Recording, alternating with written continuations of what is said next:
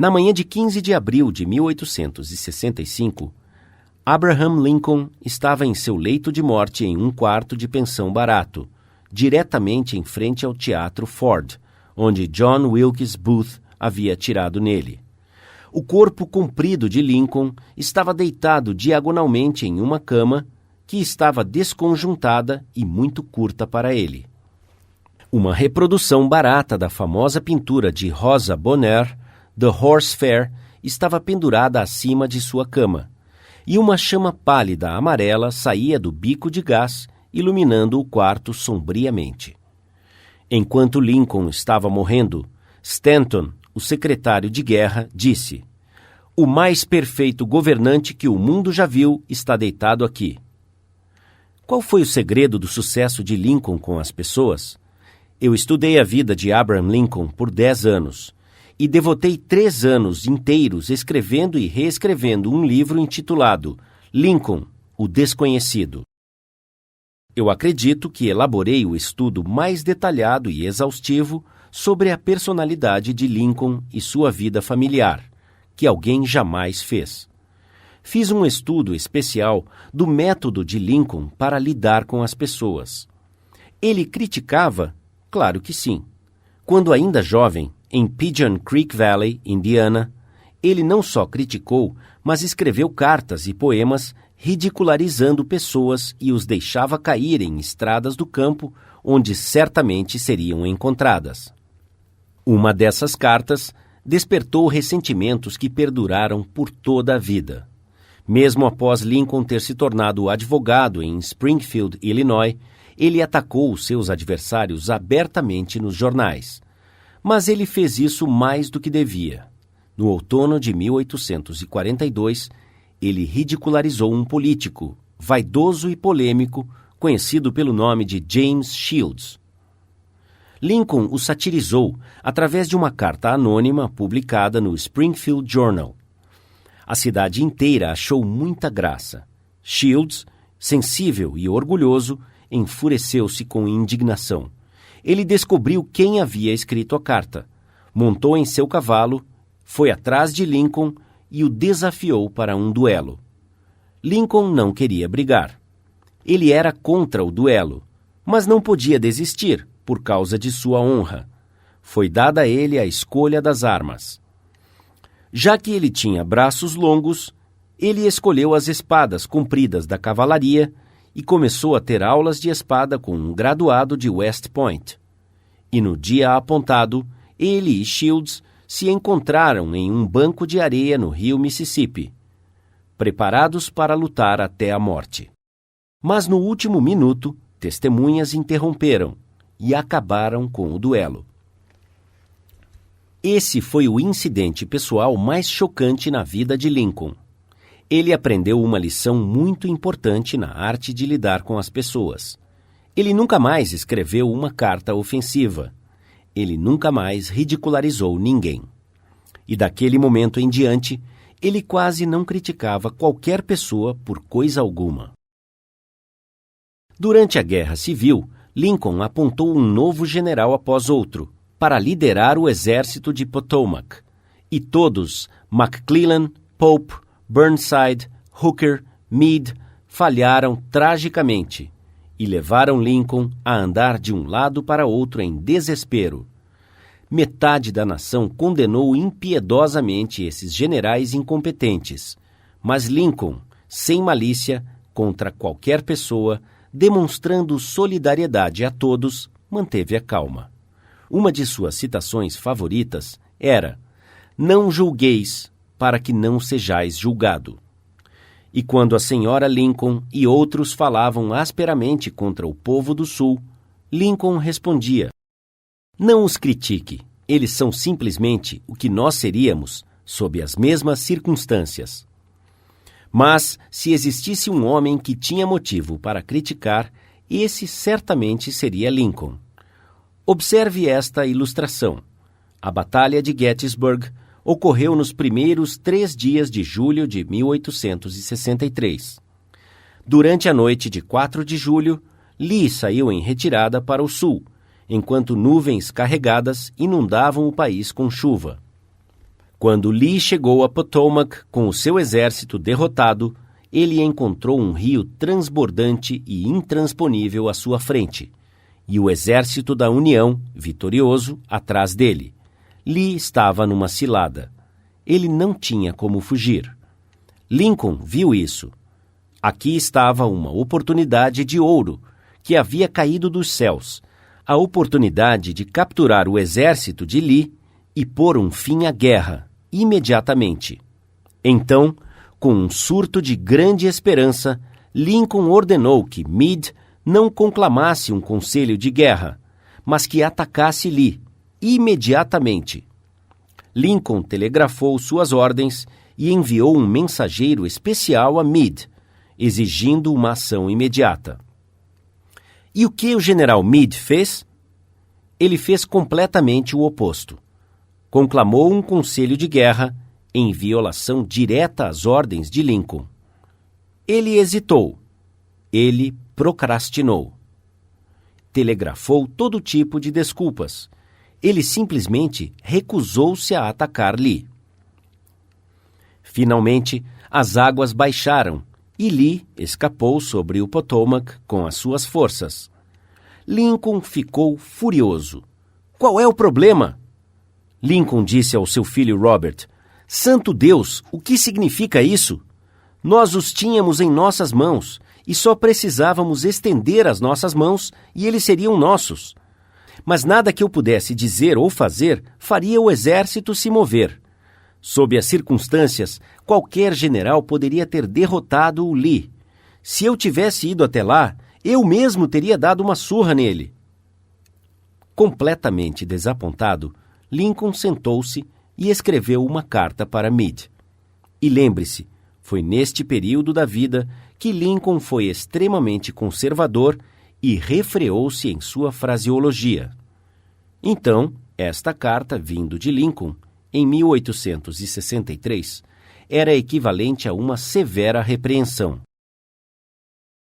Meu caro general, não creio que você tenha percebido a repercussão da fuga de Lee. Ele estava em nossas mãos, e se tivéssemos apertado o cerco, juntamente com os outros sucessos que temos obtido recentemente, teríamos posto um fim à guerra. Conforme as coisas estão, a guerra se prorrogará indefinidamente. Se você não pôde atacar Lee na segunda-feira passada com vitória garantida, como é que vai conseguir isso ao sul do Rio, quando você pode levar apenas algumas pessoas consigo, não mais do que 2/3 da força que tinha em mãos na ocasião em questão? Seria irracional esperar, e eu, pessoalmente, não acho que você fará muito. A sua oportunidade de ouro já se foi, e eu estou profundamente estressado por causa disso. O que você acha que Meade fez quando leu essa carta? Meade nunca viu essa carta. Lincoln não a enviou. Ela foi encontrada entre os seus papéis após a sua morte. Eu acho, e esta é apenas a minha opinião, que após escrever essa carta, Lincoln olhou pela janela e disse a si mesmo: Espera aí, talvez eu não deva ser tão apressado. É muito fácil eu me sentar aqui no silêncio da Casa Branca e ordenar que Meade ataque.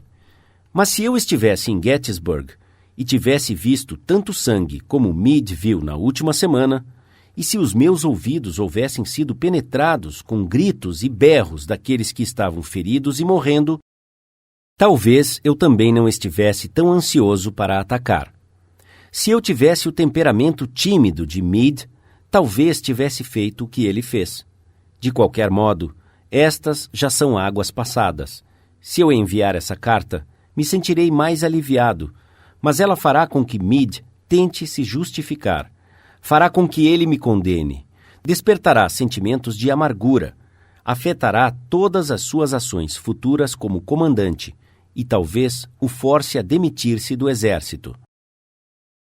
Então, como eu já disse, Lincoln pôs a carta de lado porque ele havia aprendido através de uma dura experiência que críticas e repreensões ásperas quase sempre terminam em futilidade.